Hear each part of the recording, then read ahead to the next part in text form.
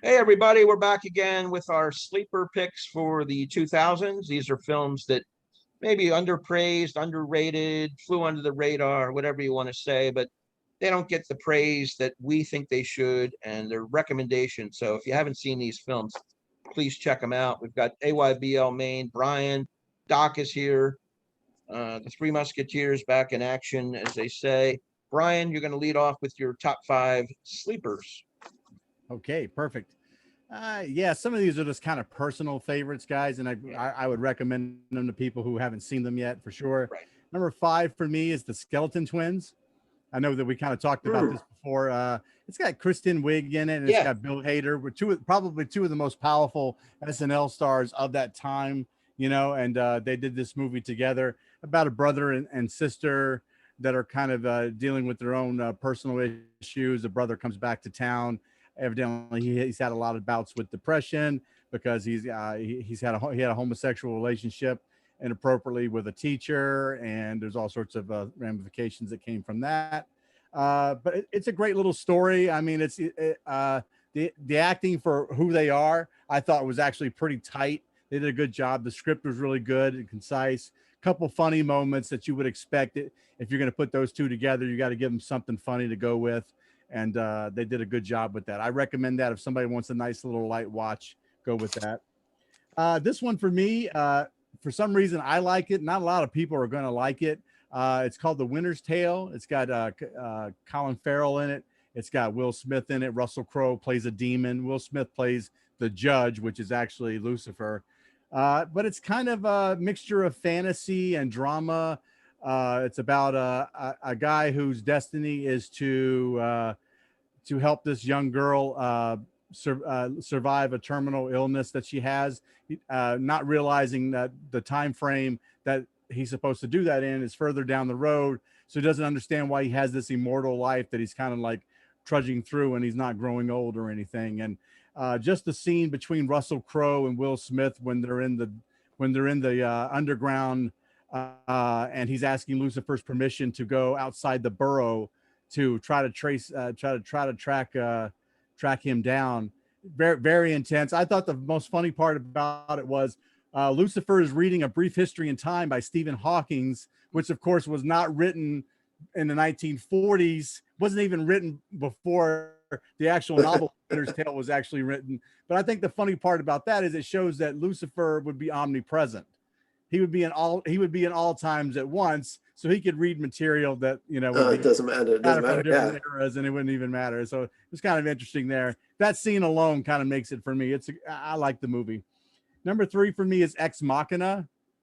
I kind of was taken to this a little bit because I actually wrote my thesis on Deus Ex Machina, the God in the Machine, for my thesis in college.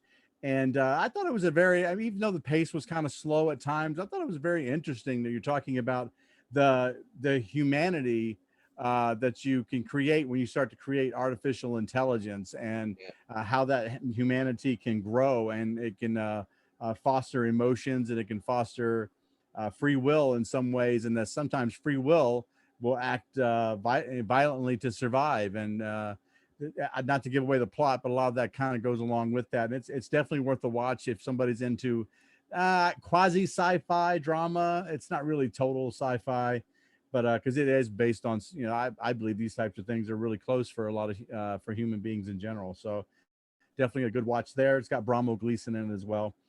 Number two for me is Neo Western Hell or High Water. I think we've already mentioned that here. I thought Chris Pine did a bang up performance. Ben Foster, he's always been one of my favorite guys. I yeah, loved Ben Foster, and he did 310 to Yuma, the remake of 310 to Right. Yuma with Russell Crowe.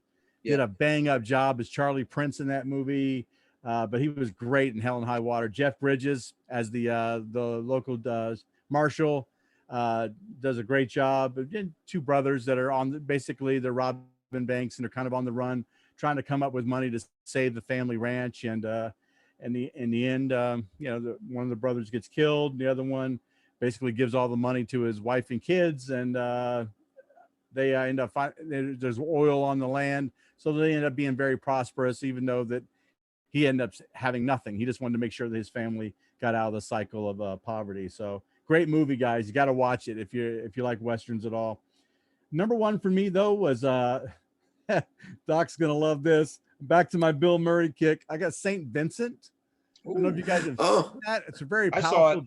Yeah, I haven't I seen thought it. it was a very good drama about It a was good. guy next door who doesn't really want anything to do with the and his neighbors or anybody, Yeah. and all of a sudden he's kind of thrust into a situation where he's looking after some lady's kid because she doesn't get out of work early enough, and he fosters this friendship with him that it changes the kid's life in some way, and I kind of like that slice of life type of movie. I think Bill Murray did a really good job in this movie, and I went out and bought this movie right away after I streamed it one time and said I got to own this movie, and I got it. So I recommend Saint Vincent to anybody. And that's my number. Wasn't that Melissa McCarthy as the woman? Is that, yes. yeah. Yes. Yeah, it's a good movie. I happened to find that one night at night. I had insomnia and flipped the channel it was on. I watched it. I enjoyed it. Yeah.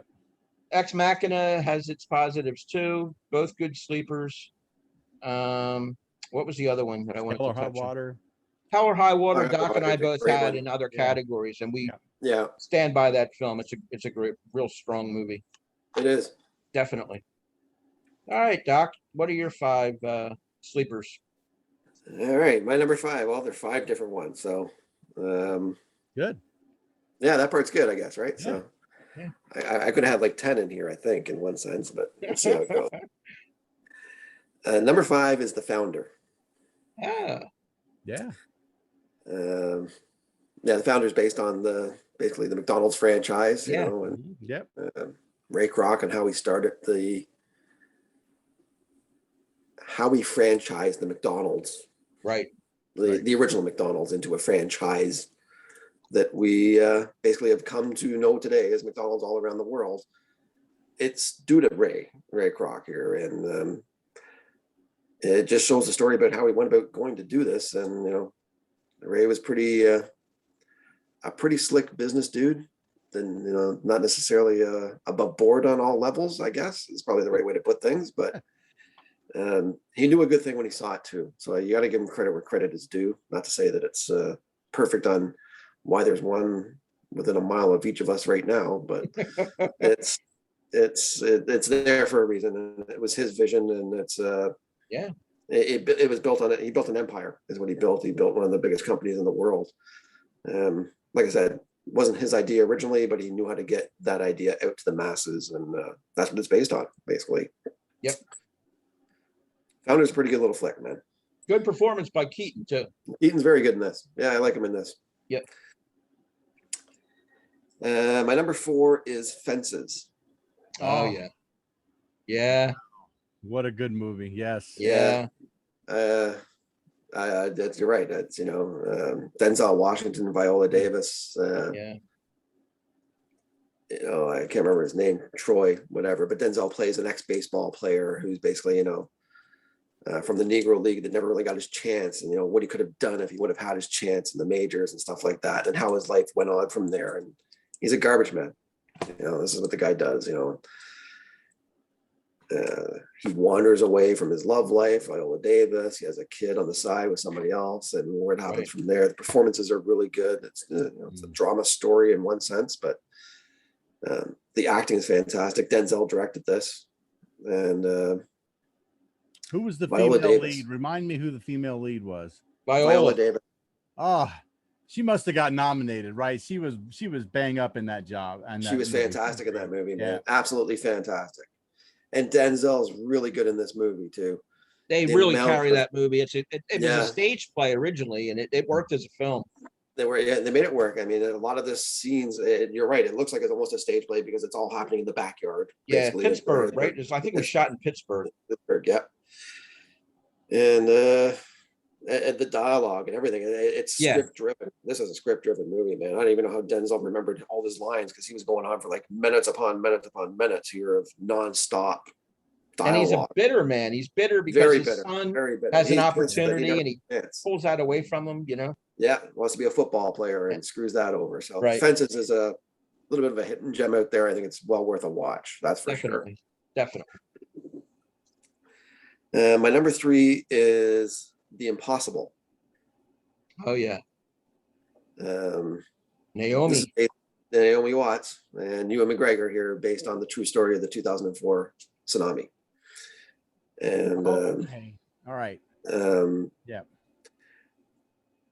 it's just a human telling story, really. The separation of the family, and it's the first time you actually see Spider-Man before he becomes Spider-Man. So Tom Holland, a young Tom Holland, is in this movie as well as one of the kids, and it really it's really just shows you how strong the human will is on certain things. Yeah. They get separated by this, and this is really what happened. So the tsunami separates this whole family, and they ended up meeting at different spots at different times, and how they actually got to it, and the death that they saw, and the death that they tried to help through. And there was a lot of compassion in this movie at different parts as well. So it's an emotional movie, and I thought it was really well done. I thought Naomi Watts was fantastic in this movie as well. Yeah. So I agree. Impossible doesn't get a lot of say out there, but I think it's probably definitely worth a watch, I would say, for sure. My number 2 is, Brian, you might have had this. You have this one in your dramas, man. It's Whiplash. So I tell you, you're right. I don't know what to say there. J.K. Simmons is an asshole. There you go. He just is.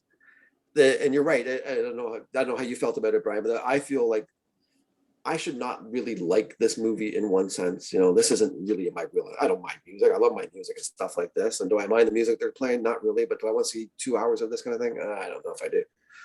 It's mesmerizing, man. And it's couldn't take my eyes off of it. The acting was so good, the script was so good, and the character was such an ass, and everything else. And but the resistance and the will on both sides of them almost playing off of each other as student and teacher throughout the whole movie. Friggin' fantastic, man. Yeah, JK is going to show up again later on with me, man. I'll tell you that right now. So it's fantastic. Whiplash is kind of like a hidden gem out there, I think, for the last decade. I don't think a lot of people saw it, had the accolades at the Academy Awards and stuff like that. But Whiplash is a great movie, man. Number 1. So you probably had this one before too, Rich. So it's Spotlight. So that was kind of my kind of sleeper pick that I don't think a lot of people talk about as well. So yeah, you're right. Talk about a disturbing story and everything else that goes with this. And a newspaper in Boston, as you touched on, Brian, I don't know if we were on or off screen, but a newspaper in Boston taking on the Catholic Church. Yeah. About, basically, just suing for information. Just because you sued to uncover documents documents that were and they don't view it as a freedom of information. They view it as you're suing the Catholic Church. That's exactly what it is. Yeah, it's amazing. Some great performances in here. Michael Keaton, Mark Ruffalo, Rachel McAdams is in this. They're all fantastic in the spotlight room. Yeah. Lev Schreiber's in this. He's got Lev Schreiber, yeah. He's good job. too. Real good. He's good. I almost wish he had a couple more scenes in the movie. Yeah, I agree. He was there. He pulls it together in one sense. And like I said, it's disturbing talk here. This is the Catholic Church doing some bad stuff here over the years here. And this is going to be uncovered by the Boston Globe. I think it's the Globe. So definitely worth a watch. Spotlight, probably the sleeper of the decade. That should be worth a watch, I think. Yeah, it's a good one. I have to say, definitely. I love Fences too. Good pick there. Good pick there. Yeah, those are good ones, man. Viola's going to show up on my actress list. I didn't do the movie, but her performance in that movie, Denzel too, but I really thought she carried a lot of that movie real strong, because she put up with all the abuse he gave to the son and the womanizing and he was not a likable character, a very bitter man who thought he got a raw deal, and maybe he did, but he didn't turn it around. He sort of just internalized and took it out on the people that loved him, and it's tough. Exactly. Right. It's really a tough watch, but so well done, it can't be ignored, and I would recommend that to anybody out there that hasn't seen it. My number 5 is another difficult watch, but I went with it. First Reformed, Ethan Hawke, Amanda Seyfried. This is directed by Paul Schrader. Kind of a downer. He's a pastor in upstate New York, struggling with his own faith. Very small congregation. He might even lose the church at some point. He meets a young woman played by Amanda Seyfried and her radical activist husband. They come for counseling. He's suicidal, this and that. And Ethan Hawke has some kind of physical ailment, and it goes from there. I don't want to give away the ending. It's a little muddled and unsettling, but it's a good look at a man in crisis, under the cloth, so to speak, and a relationship with a young woman. It's well done, but it's not for everybody. There's some disturbing stuff in that movie, to be sure. Paul Schrader has a history of making films that open your eyes a little bit. I think he wrote the screenplay for Taxi Driver, and he's done some other real dark movies in his career. Number 4 is, I think, a popular movie, but I don't think that many people saw it or even talking about it, and that's The Mule, starring Clint Eastwood, written and directed Oh yeah, and yeah. starring Clint Eastwood with Bradley Cooper as the DEA agent. This is based on a true story. You have an 80-year-old man, a World War II vet, recruited to become a drug courier for the Mexican cartel. And this happened in the 1980s. It's based on a true story, like I said. Clint is another one of these bitter characters. He's divorced. He's estranged from his daughter. His house has been foreclosed. He needs money, and it leads to involvement with this cartel, and he's transporting drugs for the Mexican drug cartel. Good character development, good performance by Clint. He's grown into one hell of an actor as he's gotten older. You know, he's shed some of these cowboy and detective roles and gotten into these real human, like in what was the one with the Asian kids next door? Oh, Gran Gran Torino. Torino. He's great in Gran Torino. He's really good in The Mule. Bradley Cooper sort of suspects him and sort of tracks him down, and I'm not going to give away the ending, but it's worth checking out. Number 3 is a real sleeper. It's called Searching. This is a gimmick movie. It works as a mystery. It's full of twists and turns. It all takes place on the internet. They solve the case using Facebook and Instagram, Gmail, different clues. A daughter disappears, and his father's looking at her past emails and trying to figure out who she was talking to and who she was communicating with and who she was posting pictures with. It's a classic whodunit through technology, and I think it works really well with a lot of twists and turns and a surprise ending. So hard to find, but if you see it, Searching. Next up, another one that I really enjoyed called Sing Street. This is a coming of age movie shot in Dublin in the mid 80s. Young outcast trying to impress a young girl who's a real pretty girl, a model. She's out of his league, but he's sort of a charming little character. He plays in a band during the 80s where, you know, when the MTV era was going on, and sort of a punky kind of music. There's a lot of good music in there. This movie has a lot of heart. It's about this kid trying to win over the girl, like I said, that's out of his league, completely out of his league, and yet Sing Street. I love this movie, directed by John Carney, who I believe did that movie Once, which is another charmer. Number 1, Bad Times at the El Royale. Mhm. Oh man. This is a movie that is right out of the Tarantino Yes. playbook. Totally. It's great. Totally. I It's love great. this movie. You got 6 strangers and 1 employee at the El Royale Hotel, which is right on the border of California and Nevada. I mean, it Yeah. sits. You can go to one room, you're in Nevada. The next room, you're in Right California. down the pipe. Yeah. It's just a wild ride. Very enjoyable film. Great cast: Dakota Johnson, Chris Hemsworth, Cynthia Erivo, Jeff Bridges as a priest, and John Hamm as an FBI guy. He's sent there because there's some kind of surveillance and old camera footage he wants to extract. Somebody important did some things there, and he wants to recover that before it becomes public. But it's got the Tarantino dialogue, the Tarantino cross-cutting of time you see things develop and then you wonder how we get here. Well, they'll go back and show you how you got there. Good stuff. Fantastic performances, directed by Drew Goddard, who's an up and comer, and evidently he loves Quentin because there's a lot of that Tarantino-esque feel to this movie. That would be my number one sleeper of the decade. That's a Great great pick. pick. That is a I great really enjoyed that, and I've watched it 4 or 5 times because it's just my kind of movie where I can sink into it and go back and say, well, and the interior decorating is really cool too. They have all kinds of weird artifacts Yeah. throughout the hotel. It's just a cool looking movie. And they even asked the kid behind the desk, do you want to stay in Nevada or you want to stay in California? California. He gives him a key, and the key is shaped in the state. It's like it's either shaped like Nevada or California. Very bizarre, but very cool. It was an extra quarter to stay in California, wasn't it? I believe it is. And Chris Hemsworth, I know you guys know from the comic book. For sure. He plays this sort of hippie character. Right. Takes place in the late 60s. There's these 2 young runaway sisters, and Dakota Johnson and her younger sister, and they may or may not have murdered somebody, and they're fleeing. And there's all little side stories.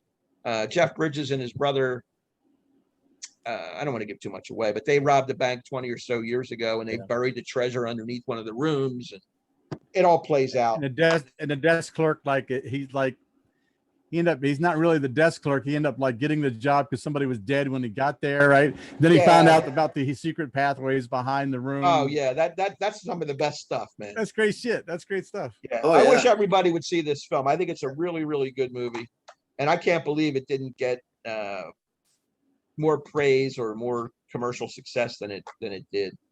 But anyway, that wraps up our sleepers. We're moving along. We're going to be back for wild cards, which are films that could be in any category that slip through the cracks. They could be dramas, sports, they could be war movies, whatever. All across the board. Anything that we didn't have time to fit in before, they'll show up in the wild card. So we'd like you to come back and see them. So for AYBL Maine, that's Brian and Doc. I'm Rich. Check us out. Subscribe to our channels. Give us some likes and comments. We'd like to hear what your sleeper films are and if you've seen any of the ones we've talked about today. So until next time, we'll see you, and come back and check us out. Thanks. Bye.